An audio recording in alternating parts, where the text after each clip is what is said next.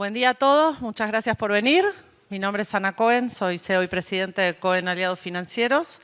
Me toca de nuevo inaugurar esta serie de charlas de análisis político y económico de cara al proceso eleccionario en la Argentina. Este es el tercero de los 4 encuentros. El primero fue antes de las PASO, después de las PASO, después de las generales ahora y seguramente cerremos el ciclo cuando sepamos quién es nuestra nueva administración. Le agradezco muchísimo a nuestro partner BDO por haber invitado a algunos de sus clientes y contactos a esto. Le agradezco por supuesto a nuestros speakers, Adrián Rosansky y Lucas Romero, que nos ayudan a echar un poco de luz a un panorama. Yo digo oligofrénico porque igual que los partidos del Mundial no sabemos hasta el final cómo se desarrollan. Los invito a seguirnos en Perspectivas, donde con el liderazgo de Martín volcamos estos contenidos y un montón de otros en perspectivas.cohen.com.ar. No voy a dar mis opiniones, voy a escuchar a los que saben.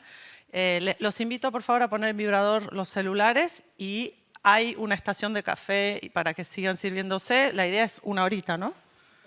Esa es la idea. Bueno, muchas gracias y adelante. Bueno, muchas gracias Ana, muchas gracias a todos por venir. La verdad, un gusto volver a poder compartir este panel. Hoy nos acompaña Adrián Rosansky, un amigo de la casa, como ustedes saben, una de las principales consultoras de la Argentina, 1816, siempre nos acompaña con sus análisis y ya acostumbrados a tener la visita de Lucas Romero. La verdad que con él fuimos diagramando este escenario político tan incierto que se nos fueron presentando a lo largo de, no de este año, sino también desde el año pasado. Como hicimos la vez pasada, vamos a arrancar con un análisis político de Lucas. Obviamente vamos a tratar de que nos dé un poco de certidumbre de cara al balotaje. Después vamos a hablar con Adrián a ver qué perspectivas él le ve para el mercado, no solo de acá al balotaje, sino posteriormente. Así que bienvenidos, muchísimas gracias, un lujo para mí poder estar con ustedes. Así que bueno, arrancamos. Bueno, Lucas, gracias, te toca lo más fácil. Sí, habíamos hablado con Martín de primero hacer un poco compartir la información de lo que recogimos de los resultados, ¿no? Hacer la autopsia para entender qué pasó y eventualmente después analizar lo que pueda pasar. Así que recorremos un poquitito estos datos. Así que si quieren ir pasando la presentación, las razones para el sorprendente triunfo de Massa. No estaba en la expectativa que el candidato oficialista en este contexto económico pudiera lograr el triunfo que logró. Y lo primero es analizar lo que más destaca el resultado del domingo, que fue la participación. Un crecimiento muy por encima de los que esperábamos de participación.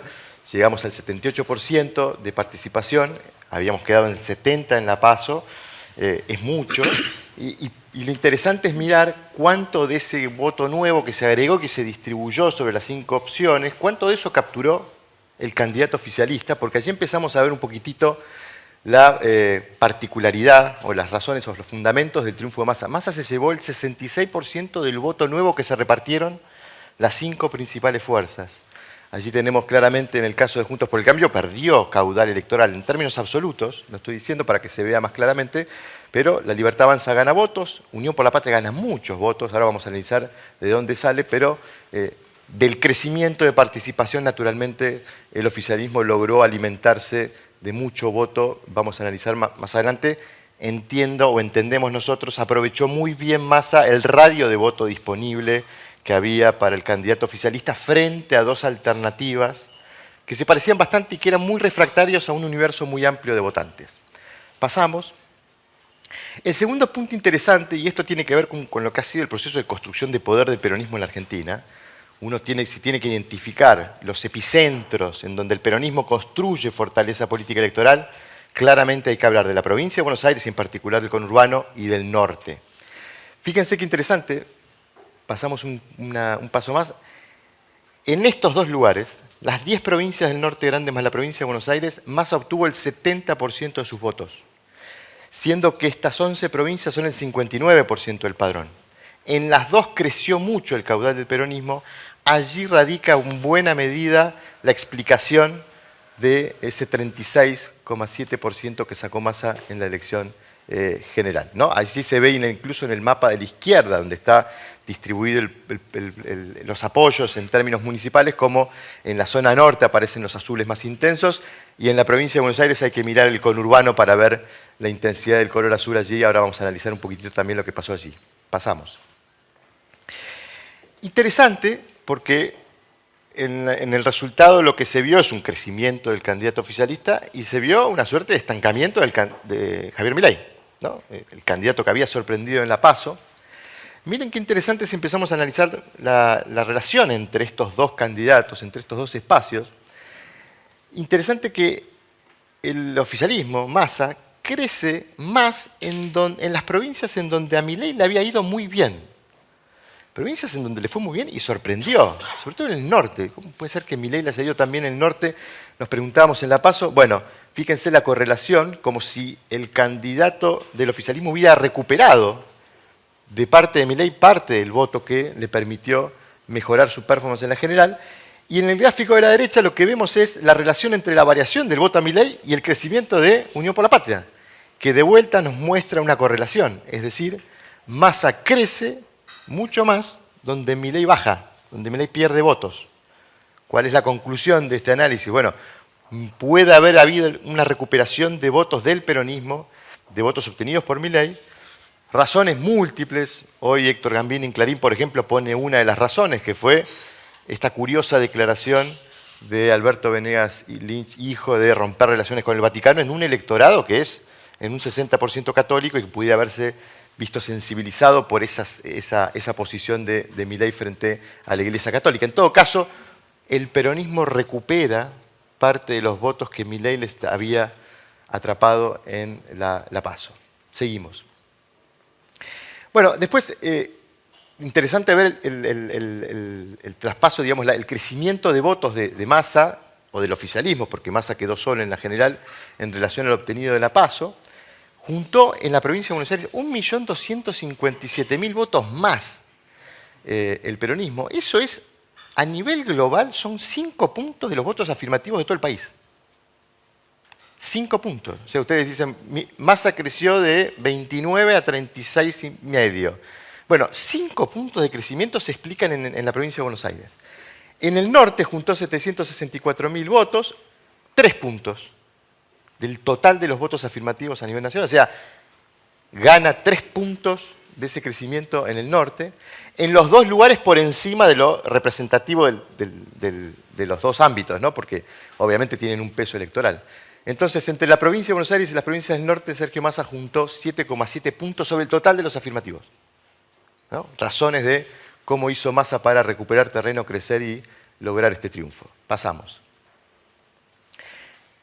Conurbano. Si contamos el 100% de los votos de Massa, el 34% de sus votos vienen del Gran Buenos Aires. El 34%. Ustedes miran, bueno, ¿cuánto es el Gran Buenos Aires?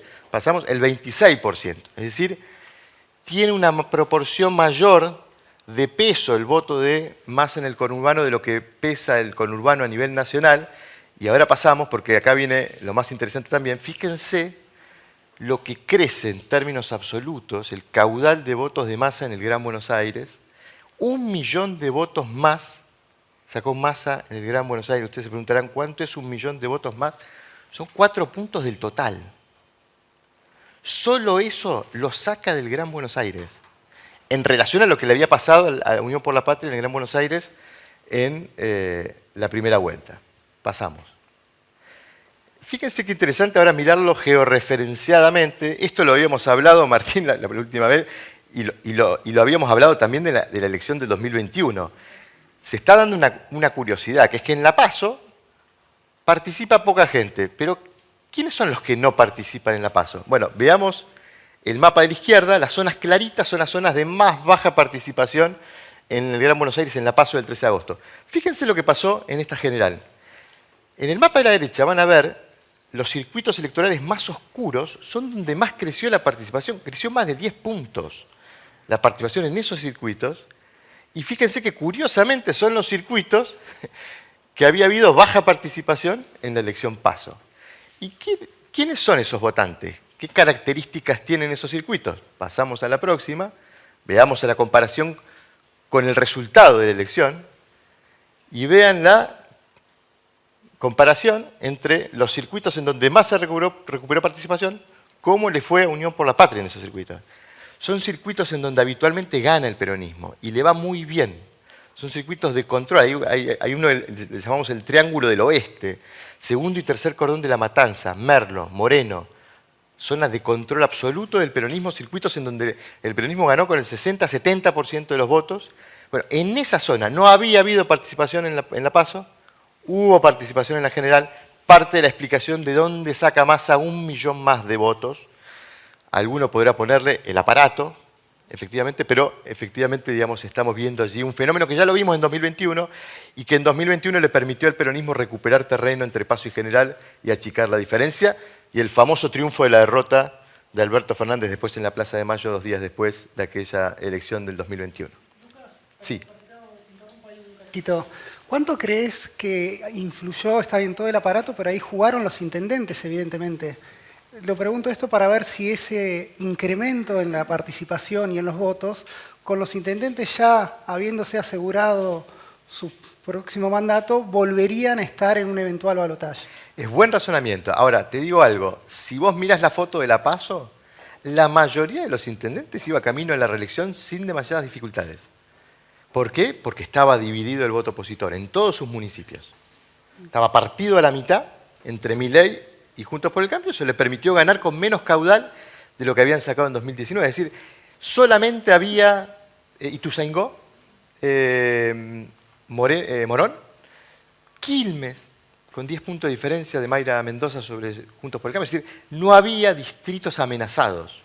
Con lo cual, tampoco es que había un incentivo de los intendentes de decir, che, movilicemos porque si no perdemos el municipio. En todo caso, sí hubo un esfuerzo de movilización para mejorar las chances del oficialismo, ¿no? Si lo comparamos ahora, el próximo paso es compararlo con el resultado de la PASO. Fíjense las diferencias, estamos usando la misma escala, las diferencias de tonalidades en términos de caudal, y se ve claramente de vuelta cómo el peronismo moviliza esos circuitos en el tercer cordón del Gran Buenos Aires, que son circuitos donde habitualmente le va muy bien, los moviliza para lograr ese millón adicional de votos que le permite a Massa el crecimiento entre PASO y general. Seguimos, creo que hay una más. Bueno, y lo último, que no es nada despreciable y tiene que ver con esto que decía al comienzo, de cómo Massa aprovechó el radio de voto disponible que le quedó, que le dejó la escena. Yo digo siempre, si uno le hubiera preguntado a Massa el 12 de agosto a la noche, che, Sergio, ¿qué resultado querés mañana? Y él nos hubiera dicho, seguro, independientemente de cómo me vaya o cómo nos vaya a nosotros, necesito que Milei le gane a Juntos por el Cambio y que Bullrich le gane en Interna la Reta. Esa combinación de dos resultados le presentó la mejor escena. Y parte de la explicación tiene que ver con esto. Esta es la foto de la PASO. El resultado de la PASO, ¿no? Fíjense que ahí hay un 3,2, dice resto no superó. Son los votantes que eligieron ofertas que no superaron el umbral del 1,5 y que no tenían a sus candidatos elegidos en la PASO en la grilla de la general. Muchos partidos de izquierda ahí, chiquititos. Ahora, uno empieza a sumarlo y suman 613.000. Eso es 2,6% del total de los que votaron afirmativamente en la PASO. Uno dice, bueno, esto puede haber ido al FIT en la elección general. Pasamos y abajo le vamos el dato. El FIT solo sumó 60.000 votos entre PASO y general. ¿A dónde fueron estos votos? No tengo la certeza para inferir eso, pero es natural pensar que este voto de izquierda haya ido a Massa intentando evitar lo que para un votante de izquierda es cruz diablo, ¿no? Que gane Milei. Entonces, acá se ve claramente la ventaja que la escena le presentaba a Massa, que es que le dejó dos rivales, los que estaban competitivos, que se parecían mucho y estaban posicionados en el extremo opuesto. Y esto les permitía capitalizar por voto estratégico o por voto útil votantes de izquierda que terminaron votando a Massa y que raramente hubieran pensado que iban a terminar votando a Massa, pero lo ayudaron. ¿Y cuánto lo ayudaron? Mucho. Son 2,6 puntos de votos afirmativos, es mucho para el crecimiento de Massa. Creo que hasta ahí llegamos con estos datos. Pero en definitiva, digo, mayor participación, movimiento del aparato del peronismo, recuperó votos en el conurbano, recuperó votos en las provincias del norte, el aprovechamiento de la escena, ¿no? ¿A qué lugar iban a ir los votantes? Todos los votantes del campo centroizquierdista del espectro, si las alternativas eran Bullrich y Milei. ¿A dónde iban a ir esos votantes? Sobre todo con el riesgo de que podían quedar en el balotaje Milei y Bullrich. Digo, en el análisis de uno puede decir, prefiero que gane Massa, a ver si puede entrar más a balotaje, y tenemos algo para defendernos de dos candidatos que representan ideas muy distintas. Es decir, una combinación de factores que nos hacen entender cómo puede ser que Massa haya desafiado ese mantra de James Carville, es la economía estúpido, porque claramente este resultado desafía esa interpretación de que siempre es la economía el factor determinante del comportamiento electoral. No lo fue en esta elección y tenemos un escenario sorpresivo. Bueno, ahí quizás te agregaría también fue la platita, ¿no? Que movilizó todo ese 1,5 millones, no fue menor. A ver, uno entiende que efectivamente hubo un esfuerzo del oficialismo en efectuar transferencias de ingresos y digamos esto que hemos denominado Plan Platita, da la sensación que en el contexto económico pareciera ser más para mitigar que para beneficiar o para mejorar una situación, pero aún así, claro, yo creo que el Plan Platita tuvo el efecto también de que ese electorado visualizara en Massa un candidato que estaba dispuesto a hacer cosas para ayudarlo. Cosa que para el electorado, sobre todo para el electorado kirchnerista, que siempre lo tuvo a Massa como un candidato más de centro-derecha, más vinculado con ideas de ajuste fiscal, eso pudiera haber funcionado para galvanizar diferencias y lograr el apoyo de ese electorado que sigue estando, que es un electorado más identificado con Cristina que con Massa y que en algún punto terminó comprando el Massa candidato. Perfecto, Lucas. Bueno, tenemos la radiografía de lo que pasó. Vamos a ver qué es lo que puede pasar. Tenemos una diferencia entre los dos primeros candidatos de 1.800.000 votos sobre un universo de 24. ¿Cuánta gente podrá participar en el balotaje? Sí. ¿Cuáles son tus perspectivas para ese mano a mano? Yo ahí recomiendo hacer dos lecturas de la escena, una cuantitativa y otra cualitativa. La cuantitativa naturalmente nos lleva a pensar, esto no está definido, y es más, nos debería llevar a pensar, acá sigue habiendo todavía mayor probabilidad de triunfo opositor. Porque si uno junta lo que sacó Milei con lo que sacó Bullrich, y suman el 54% de los votos, dos candidatos que tuvieron discursos muy opositores al gobierno. Uno supone que los votantes de esos candidatos de ninguna manera van a pensar en la opción del candidato oficialista en esta escena. Con lo cual, lo cuantitativo te lleva a pensar una escena en donde el balotaje está abierto, incluso con alguna mayor probabilidad de ocurrencia para Milei. Yo creo que lo cualitativo es lo que compensa un poco esa mirada. ¿En qué sentido? En que tenemos un profesional de esto, quizás el tipo más preparado para una campaña electoral. Massa fue candidato en 9 de las últimas 11 elecciones. Y si hay un factor por el cual Massa obtiene este resultado, más allá de todos los factores, es porque ejecutó el guión diseñado con inteligencia estratégica por parte de la campaña de lo que tenía que hacer. Entonces, tenemos de un lado un profesional de esto y del otro a alguien que mostró mucha impericia para ejecutar una estrategia electoral inteligente. No es un juicio de valor sobre Milei ni sobre sus ideas, es sobre su pericia para este tipo de operaciones. Lo charlamos un poco en la previa, yo uso esta figura. Si uno le hubiera dado a Massa el triunfo de Milei en la PASO del 13 de agosto, hoy creo que Massa ganaba en primera vuelta. Massa ocupando el rol de Milei, si se entiende, ¿no? Es decir, la escena le había presentado a Milei muchas oportunidades para consolidar ese triunfo y agigantarlo. Creo que se cometieron muchos errores, producto de algo que hemos venido hablando mucho. Milei es un candidato sin estructura. Y para este tipo de tarea, la tarea electoral, se requiere una pericia, se requiere una organización, se requiere una profesionalidad en ejecutar un guión, en sacar un diagnóstico, identificar estrategia, saber hacia dónde tiene que ir.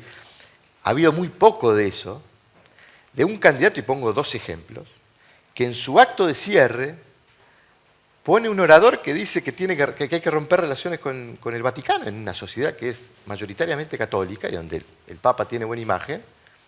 Y en ese mismo acto Milei despotrica contra los radicales, sabiendo ese candidato que muy probablemente le iba a tocar confrontar contra el candidato oficialista. O sea, casi que en su discurso de cierre le estaba empujando los votantes radicales hacia su rival. O sea, hubo mucho de esto en la campaña de Milei y creo que esto es lo que compensa un poco. Es decir, bueno, tenía la ventaja. Ahora lo que ocurre es lo contrario a lo que ocurrió en la PASO. Hoy la ventaja la tiene Massa porque el que sorprendió fue Massa Y hoy Massa está viéndose beneficiado por el efecto carro del vencedor, que es un efecto que existe. El triunfo legitima a los actores.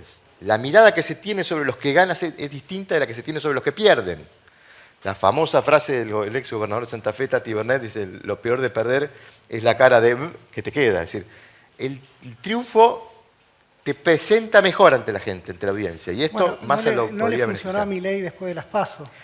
Precisamente por la impericia. Yo creo que ahí hubo un desaprovechamiento de una escena por parte de él y de la estrategia de la campaña, que creo que no supo aprovechar las oportunidades que le presentaba la escena para terminar de consolidar eso, al margen de otros factores, fiscalización, porque este gráfico de cómo crece el peronismo en lugares donde a Milei le había ido muy bien, naturalmente nos lleva a sospechar y a pensar, che, ahí no puede haber habido fiscalización amiga en la PASO y no fiscalización amiga en la general. Sí, claro. Ahora, eso es un condicionante de la competitividad de Milei, porque hoy Milei sigue estando en esas mismas condiciones, con dificultades de fiscalizar una elección, en un contexto donde ahora el que le había fiscalizado de manera amistosa en la PASO no lo va a fiscalizar en el balotaje. Entonces, esto lo pone... Por eso digo, en lo cuantitativo pareciera tener ventaja Milei, en lo cualitativo pareciera compensarse. Yo hoy estamos viendo un escenario abierto, no está definido, habrá que ver, bueno, todos estos factores cómo se desarrollan en la escena. Lucas, después vamos a volver a qué esperás después del balotaje, sí. Pero quiero cerrar con la última cada evento nos venimos equivocando porque siempre aparece algo inesperado. ¿Crees que esta cantidad de votos adicionales que hubo en las generales respecto a las PASO puede volver al escenario de las PASO? Es decir, que vuelva a votar mucha menos gente y eso le reduzca caudal de votos a Massa? Es una hipótesis que tenemos. No tenemos elementos para confiar demasiado en ello. La resolución del balotaje puede haber descomprimido las necesidades, por ejemplo, en la provincia de Buenos Aires, de los aparatos municipales. La elección ya está resuelta. Entonces, eso puede quitarle compromiso a muchos actores. Esto pudiera lesionar el compromiso con el que, sobre todo en el caso del peronismo, que fue el que logró recuperar terreno como consecuencia, en la hipótesis, de y que además, el aparato traccionó. Lucas, siempre fue siempre comentaste vos que siempre el voto peronista histórico fue el más castigado por esta política económica. Sí. O sea, sí, el incentivo a quedarse en su casa vuelve, ¿no? Sí. Estamos hablando de los votantes que podrían definirse, porque probablemente lo que tengamos en la escena sea un crecimiento del voto blanco o del voto ausente de aquellos que los propios dirigentes hoy del espectro opositor, muchos de ellos están diciendo, ni uno ni otro. Entonces, eso puede reducir el caudal de votos afirmativos. En eso sí podemos tener certezas de que probablemente tengamos esa reducción. En el balotaje del 2015 la variación bajó un poquito, pero no hubo una gran caída en la participación. En este caso tenemos la hipótesis de que puede haber mayor caída. No sé si podría afectar al oficialismo por esto que mencionaba de la falta de compromiso ya de todas las estructuras que competían simultáneamente con la categoría presidencial. Ok, bueno, cerramos con, este es el panorama que tenemos hasta por las próximas 3 semanas, así que Adrián, me gustaría saber qué pensás vos y qué pensás que está leyendo el mercado de esta situación. A ver, primer comentario, venimos de unos 3-4 meses que para todos los que administran carteras o para los analistas viene siendo muy difícil ponerle precio a las cosas, ¿no? Hace 3 meses creo que todos manejábamos como escenario base, obviamente sin certezas, pero como escenario más probable que esto iba a terminar en Juntos por el Cambio. Y ahí el debate central, digamos, las preguntas centrales que yo tenía, era la política económica de Larreta contra la política económica de Bullrich, las diferencias, digamos, pros y contras de, en su momento, Larreta, digamos, no levantar el cepo rápido, Bullrich a priori levantar el cepo rápido. Eso cambió muy fuerte a partir de las PASO, el escenario base, o al menos las preguntas en general del inversor tenían que ver con el programa de Milei, digamos, la dolarización, digamos, y tuvimos todos en el mercado discutiendo de forma muy fina, digamos, qué implicaría la dolarización. De hecho, llegamos a la primera vuelta con un mercado desesperado por cobertura, desesperado, ya sin ver al instrumento ser como cobertura, sino que se pagaba, digamos, todo aquello que olía a pesos se rechazaba masivamente, digamos, con los futuros valiendo 1000, los dólar link, digamos, volviendo a rendir muy, muy negativo, digamos, los dólares financieros, el dólar cripto, digamos, llegando a valer 1200, digamos, para el día de la elección, qué sé yo. Y post primera vuelta, cambiando de nuevo el escenario y las preguntas, digamos, transformándose de nuevo y ahora tratando todos de pensar el escenario con Massa, ¿no? Entonces, bueno, la verdad que muy difícil estos últimos 3-4 meses para pensar la macro y para pensar el mercado en Argentina. Creo que, digamos, el escenario cómodo para el mercado ya no va a ocurrir, digamos, que era el de Juntos por el Cambio, que era el escenario que te combinaba gobernabilidad y capacidad de implementar reformas. Y ahora lo que te quedó son dos alternativas que el mercado percibe que en un caso, en el caso de Milei, tenés la voluntad de hacer los cambios, pero digamos, muchas dificultades para implementarlas. Y en el caso de Massa es todo lo contrario, ¿no? Digamos, total capacidad, uno podría decir, para implementar reformas, pero muchísimas dudas sobre esa voluntad, ¿no? de hacer reformas. Así que quedaron un poco estas dos opciones. Son second best de alguna manera, creo que para los activos financieros. Yo tengo bastantes dudas en este momento qué es más cómodo para un instrumento hard dollar, digamos, por ejemplo, si el mercado prefiere la capacidad de ejecutar algo que no sabe si va a ejecutar o la voluntad de algo que no sabe si lo va a implementar. Pero bueno, veo como las preguntas girando ahora más hacia cómo sería un programa de Massa, algo sobre lo cual, digamos, uno puede hacer varias reflexiones o uno empieza a tener las primeras ideas, pero honestamente tiendo a pensar que ni el propio Massa ni su equipo hasta el domingo estaba pensando en 2024 y recién a partir del domingo deben estar, digamos, imaginando digamos, políticas económicas a partir del 10 de diciembre, ¿no? Y Adrián, ¿qué te imaginas de Massa? ¿Qué imagino? A ver, Massa tiene esta cosa de, digamos, él tiene este perfil tan pragmático que de alguna manera uno podría pensar que en materia de política económica Massa es una especie de hoja en blanco,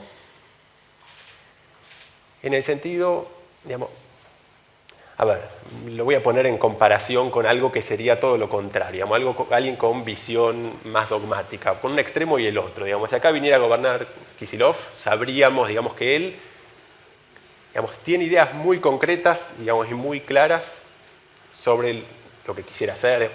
El otro extremo, qué sé yo, si viniera a gobernar Sturzenegger, uno sabría, digamos, no sé, Sturzenegger el día 1 te levanta el cepo, no tenés ninguna duda. Kicillof uno imagina más un desdoblamiento o algo por el estilo y con una visión muy distinta sobre qué hacer en lo fiscal. Massa es un poco esta especie de ojo en blanco que decía recién, que tiene una parte buena para pensar un programa de estabilización, que es, él no va a tener ningún problema en sobreactuar ortodoxia en caso de que decidiera optar por ese programa. Y tiene un problema que es de credibilidad, que es el mercado va a saber que si Massa te quiere vender ortodoxia, va a saber que cualquier política podría ser reversible de un día para el otro, ¿no? Entonces, como primer punto, eso, digamos, tiene la oportunidad de optar por algo. Me da la impresión que lo que es más claro, digamos, donde tengo más una visión clara sobre qué mensaje va a tratar de transmitir Massa es en lo fiscal, va a tratar de transmitir un ajuste rápido en materia fiscal, que es lo que ya primero trató de decir, digamos, el mismo lunes en una entrevista con periodistas del extranjero. Él ese mismo día dijo, el presupuesto tenía déficit de 1% del PBI, ya mandé a mi equipo para pensar para ir a un superávit de 1% del PBI, y ayer mismo arrancó esa discusión en comisión en el Congreso. Ahora, me da la impresión de que al mercado no le va a alcanzar con un presupuesto votado, digamos, con un cambio. Requiere, dado el track record de Massa de un año en lo fiscal, en lo monetario, en lo cambiario, mi impresión es que para ganar algo de credibilidad, Massa se va a tener que atar las manos, de algún modo. ¿Sí? ¿De qué modo? Y lo más obvio sería una regla fiscal en el Congreso. De nuevo, no creo que alcance algo en presupuesto, digamos, un cambio en el número de presupuesto, dado de donde venimos. Pero en lo fiscal creo que ahí sí va a estar ese mensaje, claro, más allá de cuál va a ser la herramienta para llevar a cabo. A priori sí uno imagina en relación a lo que hubiera sido un gobierno de Juntos por el Cambio, o lo que podría ser el gobierno de Milei, que después me imagino vamos a hablar un rato de plan económico de Milei, que obviamente todavía se puede dar. Tal vez si pensamos en ir a buscar una mejora del resultado fiscal, un poco más inclinado a la parte de ingresos que a la parte de gasto, ¿no? ¿Cómo, perdóname Adrián, un poco uno empieza a desempolvar el escenario Larreta que habíamos dejado allá por las PASO, o te parece muy exagerado o muy, digamos, muy injusto para Larreta? No, a ver, es interesante la pregunta que haces porque, a ver, previo a las primarias, acuérdense que en Juntos por el Cambio, cuando uno discutía el eventual gobierno de Juntos por el Cambio, lo único que estaba claro era que gane quien gane, había un compromiso muy fuerte en lo fiscal, ¿no? Digamos, déficit cero el primer año. Y después había una discusión muy importante en lo cambiario, ¿sí? Donde, estoy hablando previo a las primarias, ¿no? Larreta decía con mucha contundencia, no se puede levantar el cepo el día 1 porque se me va a las nubes el tipo de cambio, y hablaba más como, bueno, hacer un programa para, digamos, no lo decía abiertamente, pero se leía entre líneas un desdoblamiento y en un año más o menos tratar de unificar. Y Bullrich tenía una postura muy distinta a esa, ¿no? Era, digamos, tal vez técnicamente era Laspina el que representaba esa visión de vamos a levantar el cepo el día 1, o si no era el día 1, el primer bimestre o el primer trimestre. Laspina publicó un libro, ¿sí? Hace 2-3 meses, donde lo que decía centralmente es el gran drama de Argentina es el cepo, esto hay que levantarlo casi el día 1. Y de nuevo, la discusión ahí era muchos riesgos, digamos, pros y contras de cada programa. Post primarias, Bullrich llama a Melconian, y Melconian se parecía más al programa de Larreta, ¿no? Digamos, bueno, yo voy con ajuste fiscal, pero a diferencia de lo que había hecho Macri, que era gradualismo fiscal y shock cambiario monetario, yo voy a hacer al revés, ¿no? Digamos, shock fiscal, gradualismo monetario cambiario, que era de alguna manera el programa, digamos, de la CUNSA, digamos, obviamente con diferencia que yo, pero en los grandes lineamientos creo que se parecía mucho más a la CUNSA que a Laspina. Y hoy, a ver, el escenario digamos, con Massa que en lo fiscal, con más sesgado a la parte de ingresos que a la parte de gasto, va a apuntar a mandar la misma señal. Está la duda, digamos, uno vuelve a hacerse la pregunta de qué haría más en lo cambiario, ¿no? Donde está la principal encrucijada de, digamos, cómo resolver el drama de Argentina. A ver, donde se da, uno podría, digamos, simplificar y decir, bueno, tiene dos opciones en lo cambiario. El statu quo para mí no existe, ¿sí? En lo cambiario. El statu quo es, digamos, hoy las reservas netas son negativas, hoy 7.500 millones de dólares negativas. La semana que viene le pagamos al fondo 3.500. El fondo no nos va a girar más plata hasta discutir con el nuevo presidente. Perdón. Dale. Statu quo no se mantiene, el A3500 no se mantiene. Devaluación. Espera, ahora voy hacia eso. Quiero decir, no existe la continuidad total de esto. La continuidad total de esto es,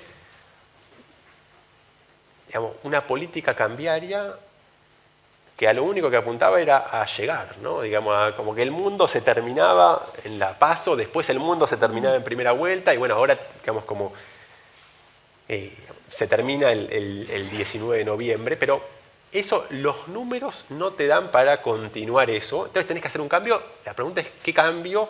¿Qué tan fuerte? ¿Con qué características? Ahora vamos a los detalles de 3.500, no voy a escaparme de esa pregunta. Pero primero, para arrancar un poquito más de arriba, de pensar alternativas, yo lo que tengo en la cabeza tiene dos alternativas de alguna manera masa. Una es hacer un ajuste rápido de precios relativos, digamos, apuntar a una especie de Rodrigazo breve, sabiendo que al principio va a ser muy, muy duro, pero que si la cosa, digamos, si podés aguantar los primeros 6 meses, tenés un segundo semestre de 2024 donde puedes tener una macro más ordenada pensando, digamos, en un gobierno de 4 años. Es opción 1. Opción 2, haz un esquema más de desdoblamiento formal, que esta semana, el mismo lunes, tuvimos hasta acá la medida más clara de desdoblamiento formal. Hace tiempo que digamos, los economistas decimos, estamos yendo hacia una cosa, digamos, o arrancó una especie de desdoblamiento. Lo particular de esta semana es que ya ahora no hay un régimen especial para exportación de un sector o para otro, ¿no? Sino que todas las exportaciones ahora tienen un tipo de cambio que es una mezcla entre contado con liqui y tipo de cambio oficial. Pero bueno, más allá de, digamos, de qué manera formalizás o terminás de formalizar ese desdoblamiento, si es con un oficial y con un paralelo donde tenés dos pantallitas de MAE, donde ya no importa el mercado de bonos, sino que las transacciones, digamos, de FX se hacen o si haces algo más mezclado, tipo lo de este lunes, pero profundizado. Yo de nuevo el statu quo no lo veo un cambio significativo en líneas generales en lo cambiario. El problema de este segundo escenario, digamos, si el escenario de Rodrigazo es que tenés al principio, digamos, un costo social muy, muy importante, el escenario de desdoblamiento es un escenario que es un poco procrastinar, ¿no? Es un poco patear para adelante el ajuste. Es lo que, digamos, proponía Melconian, es lo que sugiere públicamente Cavallo, ¿sí? Pero es un programa que, partiendo de este punto, te obligaría a tener una brecha muy alta. Con una brecha muy alta es muy difícil acumular reservas. Si no acumulas reservas de acá a un año, es muy difícil no reestructurar la deuda en dólares. Entonces, es un camino, digamos, que es un tratar de ir por todo en el sentido de no hacer un shock muy grande y poder normalizar la macro, pero bueno, tiene mucho riesgo que de acá a un año termines en una especie de continuidad de lo actual, y que digamos, ya en un año vamos a empezar a hablar de las elecciones de medio término, entonces se te va a complicar volver, digamos, al escenario alternativo que era este de la especie de Rodrigazo breve. Donde hay una cosa interesante, digamos, cuando uno piensa en estas dos alternativas de política cambiaria, la verdad que a priori uno diría, bueno, el escenario de liberar todo rápido es más afín políticamente a Juntos por el Cambio, digamos, de liberar, pero tal vez el mejor capacitado para bancarse lo que viene socialmente con eso es el peronismo. Y del otro lado, el desdoblamiento, que uno puede decir es más afín, tal vez políticamente, al peronismo, el mejor preparado para tener éxito con ese programa es Juntos por el Cambio, porque con un desdoblamiento que sería transitorio, digamos, nadie hace un desdoblamiento para que dure toda la vida, sino que lo haces para un periodo, el desdoblamiento te funciona si lográs que la brecha se cierre desde arriba, digamos, bajando el dólar de arriba, y eso solamente lo podés lograr con una señal fiscal muy fuerte, y ahí Massa tiene su problema de credibilidad, ¿no? Perdóname, Adrián. Quiero incorporar a Lucas un cachito con una definición. Lucas, ¿vos creés que Massa ¿puede tener ese músculo como para hacer los cambios que está comentando Adrián? Si entendés músculo por fortaleza política... Te lo digo de otra manera, ¿se lo van a permitir esa es Kicillof otra cosa. y A ver, compañía? Yo siempre resumo, digo, yo creo que lo que el mercado quiere es una política económica razonable, las reformas que hay que hacer y fortaleza política para hacerlas. La combinación de esos tres factores. Y coincido en esto de que están un poco combinados, ¿no? Porque lo que uno supone que los que tienen voluntad de hacer eso no tienen fortaleza política y los que tienen fortaleza política para hacerlo no tienen la voluntad. Yo creo que el resultado del domingo nos da dos buenas noticias. Es como, tendríamos que poner el meme de Guido Casca, está mal pero no tan mal. ¿Por qué? En dos sentidos. Porque frente a un triunfo de Massa, el hecho de que Massa haya ganado de esta forma sorpresiva, siendo él el candidato solo, porque lo han dejado solo, eso lo empodera, lo legitima, le da más margen de autonomía, eventualmente para algún condicionamiento interno que pueda haber para que Massa pueda tener una política económica razonable. No sabemos si la va a tener, son los mismos interrogantes. Ahora, si él la deseara tener, esta escena le está prestando más margen de acción que si hubiera sido un triunfo en donde él sale segundo en la general, pero en el balotaje la gana. Es una escena que lo ha fortalecido a Massa. Bueno. Y incluso el hecho de que se haya fracturado Juntos por el Cambio le da a Massa un adicional que no lo teníamos previsto, porque nosotros veníamos diciendo, guarda porque el oficialismo va camino a debilitarse, y de hecho está reflejado en la composición del Congreso, va a perder muchas bancas, pero claro, ahora le apareció un grupo de dirigentes que se van a ver reflejados en el Congreso, que ahora no forman parte de esta alianza entre Bullrich, Macri y Milei, y que pudieran tener vocación negociadora, que no lo hubieran tenido si hubieran sido la oposición que hubiera quedado, digamos, ligada. O sea, en ese punto hay algo positivo por ese lado. Por el lado de Milei también hay algo positivo, que es que el hecho de que Milei haya tenido que ir a abrazar una alianza con actores de Juntos por el Cambio, creo que lo va a rodear de más profesionales de esto. Porque veníamos hablando incluso de, bueno, ¿cómo hace Milei para desembarcar en el Estado? ¿Tiene gente, tomar control de la nave, conducir, independientemente de las ideas y hacia dónde quiere ir? ¿Va a poder funcionalmente hablando guiar esta nave? Bueno, quizás esto le da otra musculatura. Entonces, de los dos lados como que logramos acercar las opciones a un lugar menos subóptimo de lo que lo veíamos antes, si se quiere decir. Pero la pregunta además es esa, es cuánto lo va a condicionar el pensamiento económico, sobre todo de Cristina Kirchner, y cuánto le va a pasar lo que le pasó a Alberto Fernández.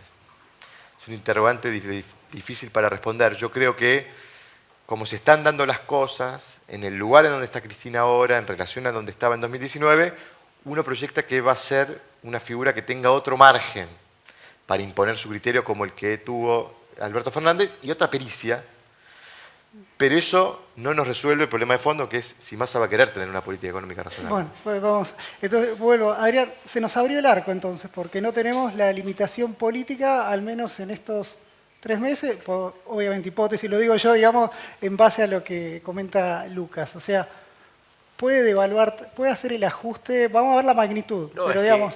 Y ahí vuelvo, más si puede devaluar. Va a haber una devaluación.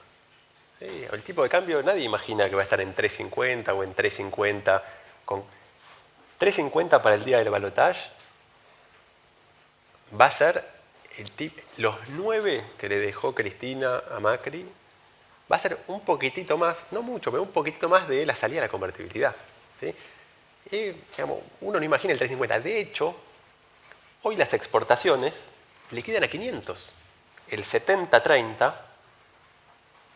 si tomamos los precios de anteayer, era 530. Ayer bajó un poquito el contado con liqui, no sé, se debe estar en 500 más o menos ese promedio. Así que el 3.50 no existe más. Entonces, ahí un poco... Bueno, pero el importador sí. El importador sí. No, pero me refiero más a esto de 500 o 500 y pico, lo que te refleja, es muy, muy difícil imaginar que eso se puede extender en el tiempo. Después otra discusión es lo del 3.500, ¿no? Que es muy relevante. Hay que sincerar el tipo de cambio, el 3.50 no va más. No va más, y ahí la pregunta es, dado que lo vas a sincerar, ¿lo vas a llevar a 500, por decir algo, o aprovechás lo llevas a, no sé si el número es 700, y tratás de que sea una brecha ya muy, muy chiquitita. A ver, liberar el día 1, yo cuando dije, digamos, liberar todo, no me refiero a que el día 1 no hay cepo, sino intentar que la brecha sea muy, muy chiquita. No puedes liberar todo el día 1, no lo van a hacer porque no tienen dólares para enfrentar un eventual overshooting. Pero sí podés tratar de hacer una evaluación que te deje una brecha muy, muy chiquita. Perdón, una brecha muy chiquita. Sí. ¿Cuánto es una brecha muy chiquita cuando estamos al 150, 160? No, es esto, en vez de llevar a 500 o a 550 el tipo de cambio de comercio exterior, llevarlo a 700, qué sé yo, algo de... Massa, perdóname, con escenario Massa vos le ves chance de que te pueda hacer ese ajuste a Mira, 700. yo veo que el escenario obvio es el escenario de desdoblamiento y llevar a 500 mangos. Ahora, creo que ese escenario obvio no hay que darlo por hecho. Creo que se abrió, digamos, o está abierta la escena para que tengamos otra cosa. ¿Sí? Piso 500. Sí, pero ojo, en el 500 no hay que traducir eso en el futuro de dólar de diciembre, que es el 3.500, va a valer eso, porque vos lo podés hacer de una manera o de otra. Y ahí es donde vuelvo al pragmatismo de Massa, donde uno imagina que, digamos, a ver, puede ser con una devaluación más tradicional o puede ser con algo un poco más heterodoxo, pero que va a implicar, indudablemente para mí, importaciones y exportaciones a otro nivel de dólar respecto a lo que vimos en los últimos meses, sí, sin duda. Ok, entonces, si vamos yendo un poquito a manejar la cartera o los instrumentos que uno tiene, me decís, por ahora los bonos no tienen una linda historia para contar, el mercado va a querer esperar y ver qué es lo que dice Massa, cómo lo hace, o eventualmente Milei. Ahora, la parte de pesos, ¿vos creés que todavía los dólar link, que fueron los perdedores después del domingo, creés que todavía hay, por lo que te entiendo, hay mucho valor todavía en los dólar link? Mira, a ver, lo que tienen los dólar link es, vos mirás hoy, no sé, cierre de ayer, un dólar link a un año rinde más o menos menos 20 y un SER rinde más o menos 0, o de entre 0 y 5. Se estuvieron moviendo mucho los precios estos días, pero tomemos esos valores como referencia de algo. 20 puntos de ganancia de competitividad de acá a un año, yo creo que vamos a tener más en términos de, digamos, si tomamos el 350. El tema es si eso lo gana el 3.500, ¿no? Y eso es la parte más difícil digamos, de decir, ¿no? ¿Crees que el fondo ahí te puede ayudar en ese diagnóstico? Es decir, teniendo el fondo que me tiene que auditar y al cual le mentí durante un año. Y es muy difícil imaginar la secuencia de diálogo con el fondo después de lo que vimos el último año y medio con el organismo, la verdad. El fondo viene haciendo la vista gorda con Argentina técnicamente, arrancó con Macri, digamos, profundizó con Guzmán, ni hablar después con Massa en todas las metas. Entonces, no es tan sencillo imaginar esa secuencia de dónde se pone duro el fondo, ¿no? Digamos, en algún punto el fondo se pone duro, está mostrando cada vez un poquito más de flex. Así que me cuesta imaginar esa secuencia. A priori no pienso que el 3.500 va a ser la cosa, digamos, el cumplimiento de ese contrato o esa comunicación del Banco Central vaya a ser la prioridad, ni 1, ni 2, ni 10 del FMI para pensar de qué manera se hace el ajuste cambiario. Entonces, pero vuelvo un segundo. Menos 20 contra 0. A ver, desde el punto de vista de competitividad cambiaria, sería un obvio dólar link. Dado los riesgos de 3.500, yo creo que lo lógico hoy es tener algo más combinado, digamos, de cartera. No es el 3.500 hoy hedge seguro de nada. ¿Sí? De nada. Incluso me animo a decir, tampoco lo era del todo en el escenario dolarización de Milei, que era, digamos, cuando la semana pasada, digamos, volaron todos los tipos de cambio por temor a un triunfo en primera vuelta de Milei. Digamos, nosotros un poco pensamos alrededor de la dolarización que solamente se puede hacer con una licuación masiva de pesos para arrancar, más allá de las virtudes, digamos, o las contras que puede tener una dolarización. Para nosotros la transición es con un golpe muy fuerte a los stocks. Ahora, no es seguro que ese tipo de cambio de conversión que vos eventualmente haces en una dolarización vaya a ser después de una unificación cambiaria. Vos podés tranquilamente tener un 3.500, tener un tipo en 350, un tipo de cambio de conversión de 2.000, estoy usando números ridículos así para plantear algo. Entonces, ni los futuros ni los dollar link te cubren necesariamente de ese escenario. Podría ser que sí, podrías tener un periodo de unificación cambiaria, un periodo donde el 3.500 vale lo mismo que el contado con liqui y ahí seteás un tipo de cambio de conversión. Pero, volviendo, el 3.500, uno cuando apuesta por por papeles atados al 3.500, tiene que saber que no es un hedge seguro a la devaluación del dólar comercial. Es un poco lo que tenemos. Uno tiene que elegir algún veneno acá. Pues elegís o el veneno en algunos escenarios te da, en otros no. A mí no me parece evidente con estos precios relativos de 3.500 contra hacer, digamos, dónde conviene. Sí tengo un poquito más de convicción que en el escenario donde esto termina en Milei, y Milei sigue ratificando la dolarización como hizo esta semana, digamos, pese al apoyo de Patricia Bullrich, él hasta el momento sigue manteniendo que el programa económico es dolarización, que obviamente uno duda bastante sobre la capacidad de implementar ese programa. Pero bueno, Patricia Bullrich, al menos hasta el momento, viene corriéndose de la idea de que haya un cogobierno, ¿no? Sino más planteando como que esto es un apoyo unilateral, el gobierno sería de Milei, ni siquiera hay como una apertura a priori por el momento de gabinete, sino que esto es Milei y nosotros no nos mantenemos neutrales entre estas dos opciones.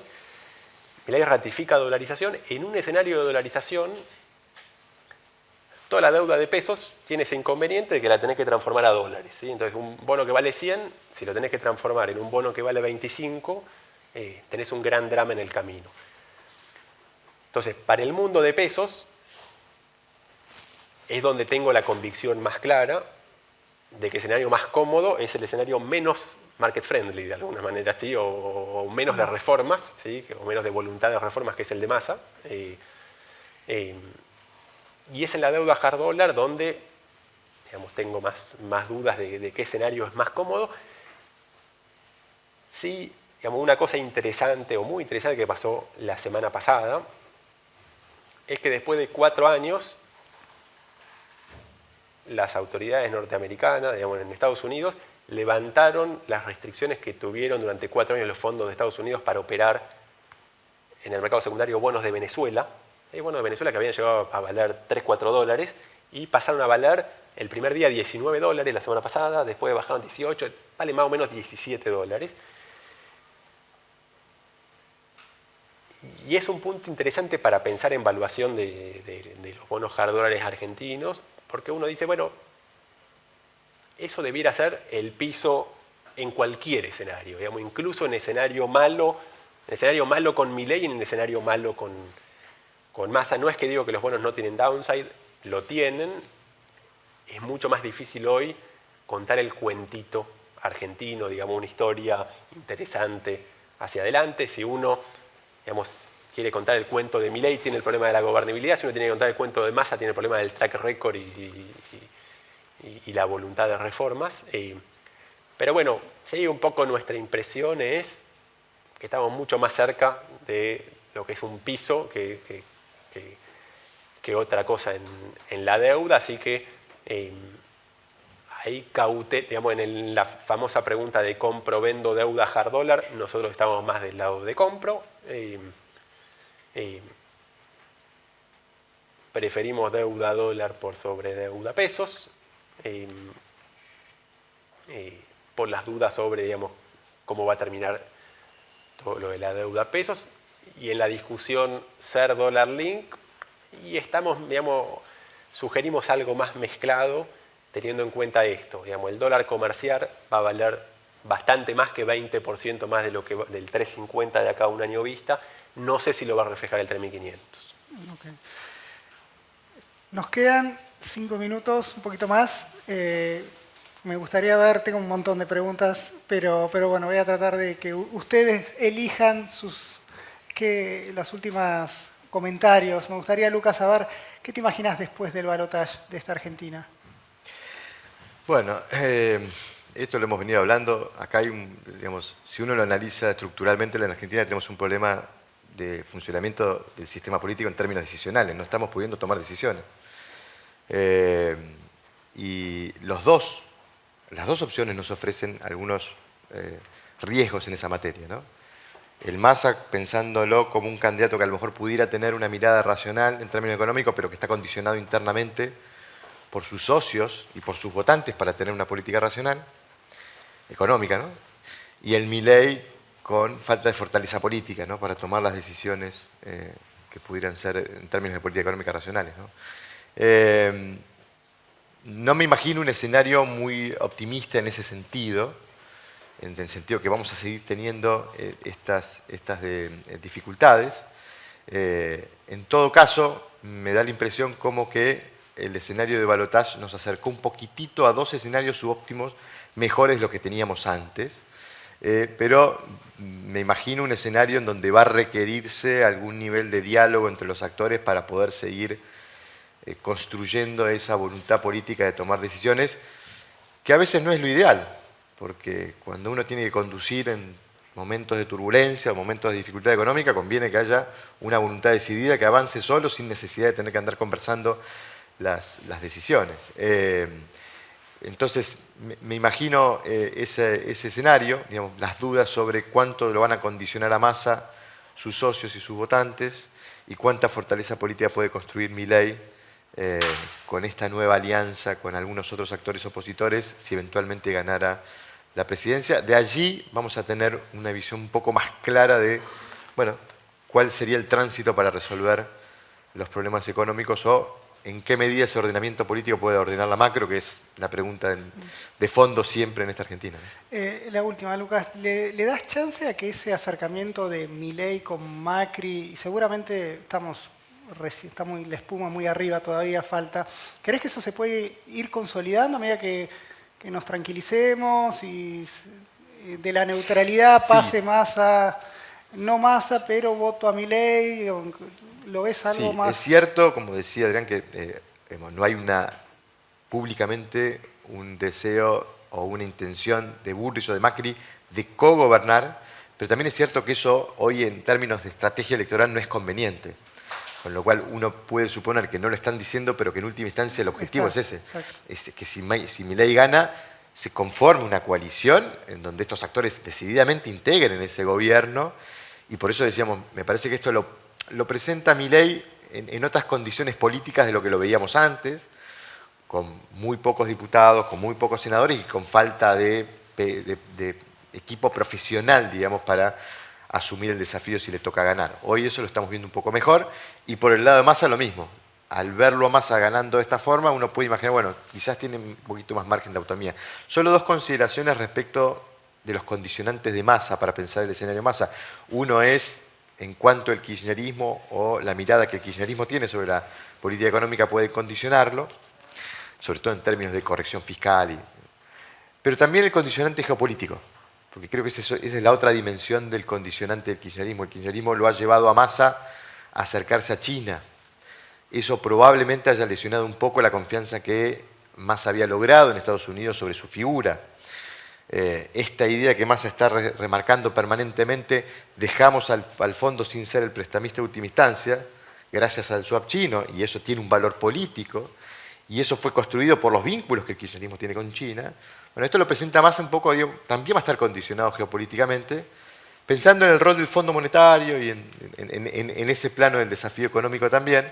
Entonces, de vuelta, habrá que ver hasta qué punto Massa tiene las manos libres para actuar y tomar decisiones de manera autónoma, o va a estar condicionado si se da un triunfo de él, ¿no? Adrián, vamos cerrando. Quiero tus impresiones de, bueno, el escenario político está dividido, obviamente no podemos hacer hipótesis, ejercicios, ver qué quieres que dé y te da. ¿Cómo crees que vamos a transitar estas 3 semanas y posterior?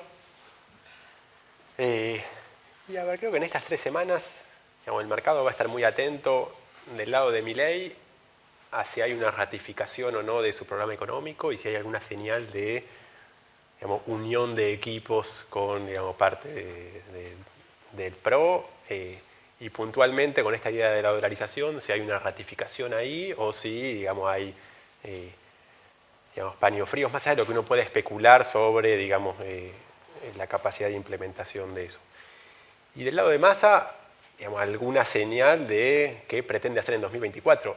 Sí reconozco que puede ocurrir que lleguemos al balotaje, digamos, sin ninguna claridad sobre el programa de Massa, ¿no? Existe ese escenario. De hecho, llegamos hasta acá, digamos, teníamos muy claro cuál era el programa de Milei y cuál era el programa de Bullrich, y no tenemos, digamos, tenemos solo dudas sobre, o hipótesis que podemos hacer sobre el programa económico de Massa en 2024. Ahí, digamos, el escenario ideal para el mercado es tener algo más de certidumbre con nombres propios en ministro de Economía, digamos, presidente de Banco Central en una administración eventual de Massa. Creo que ahí es donde va a estar el foco, digamos, en si hay ratificación o no de dolarización de Milei y alguna señal que nos permita pensar con un poco más de claridad el programa de Massa, que hasta el momento es, de nuevo, es hacer hipótesis sobre la nada, ¿no?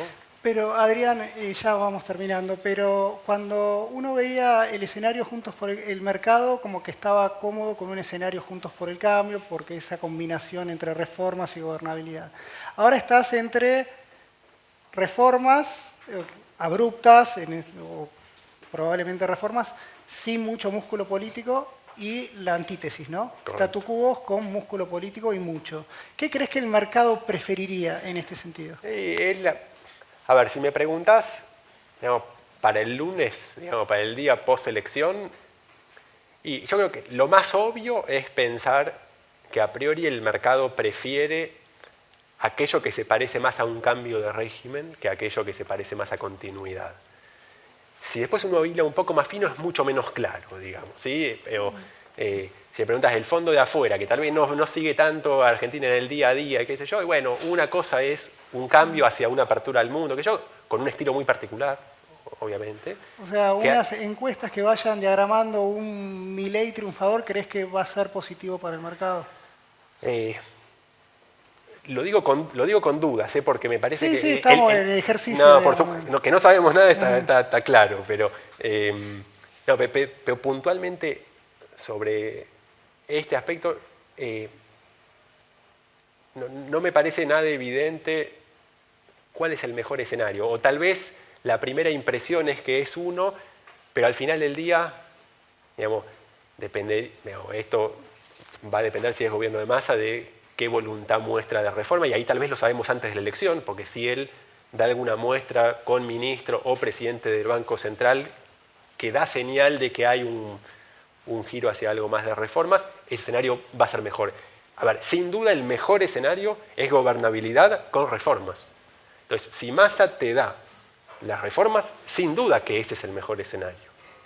Okay. Massa, Milei no te va a poder asegurar la gobernabilidad, aunque ni hablar que es mejor el escenario con Milei hoy, que tenemos el apoyo de Macri, que ayer, sin el apoyo de Macri. Exactamente. Lucas, Adrián, un placer para mí. Quedan un montón de preguntas, pero también hemos tenido muchas respuestas, así que muchísimas gracias.